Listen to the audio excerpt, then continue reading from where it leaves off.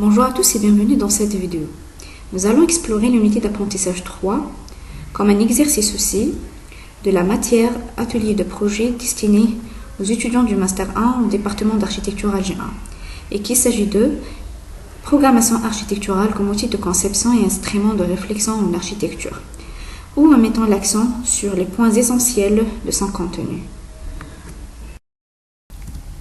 Pour les objectifs de cette unité, expliquer les étapes du processus de programmation architecturale, appliquer les différentes étapes de programmation pour concevoir un projet architectural, interpréter un programme architectural pour en extraire les contraintes et les opportunités de conception, et enfin, élaborer un programme architectural structuré adapté au projet.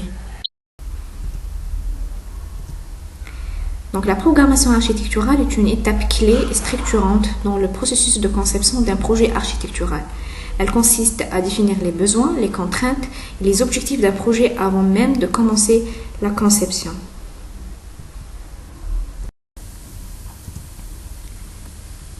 Avant d'aborder la notion de programmation, il convient de rappeler le processus de l'atelier du projet du Master 1. Celui-ci débute par une phase d'analyse urbaine et architecturale du site, qui permet de comprendre le contexte et les enjeux du projet. Cette analyse conduit naturellement à l'étape de la programmation, durant laquelle les besoins et les objectifs du projet sont définis. Vient ensuite la phase conceptuelle, où les premières idées prennent forme à travers l'esquisse et l'avant-projet. Enfin, le processus se conclut par l'élaboration du dossier d'exécution, rassemblant l'ensemble des documents techniques nécessaires à la concrétisation du projet architectural. Alors, c'est quoi la programmation? La programmation intervient après l'analyse urbaine du site et de terrain d'intervention, puis l'analyse des exemples existants et livresques, les normes nationales et internationales, et les besoins d'utilisation et des usagers. La programmation architecturale sera réalisée en suivant deux processus: programmation spatio-fonctionnelle et programmation technique. Pour la programmation spatio-fonctionnelle, on trouve trois étapes essentielles: définition des espaces de l'équipement choisi, relation entre les espaces et le confort et la qualité des espaces. Pour la définition des espaces de l'équipement choisi, c'est l'identification des caractéristiques de l'espace, son nom, sa superficie, sa fonction principale, etc. Pour établir un tableau récapitulatif en comparant les différents exemples analysés et proposer ensuite le tableau des espaces intérieurs et extérieurs de notre projet. Concernant la relation entre les espaces, c'est l'interaction entre les zones ou les espaces comme proximité, flux de circulation, etc. Cette relation figure dans des schémas de fonctions ou du zoning.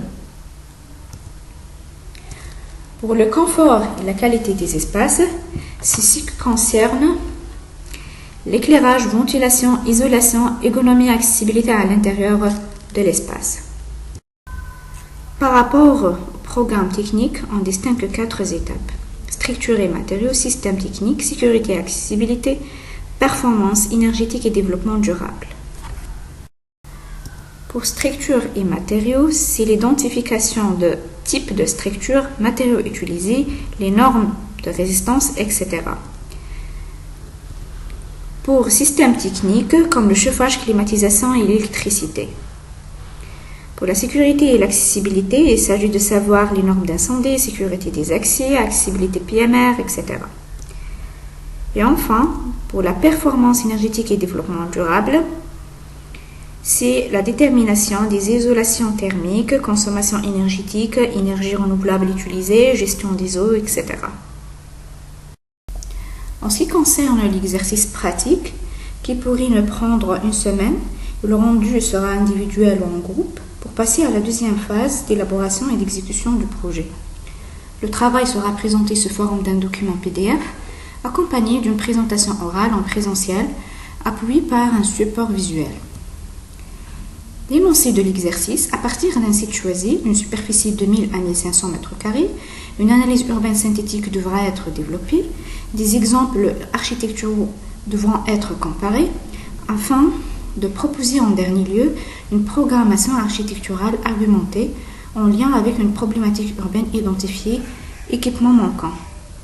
Les étudiants seront amenés alors à réaliser la programmation en suivant les étapes du processus précédemment exposé.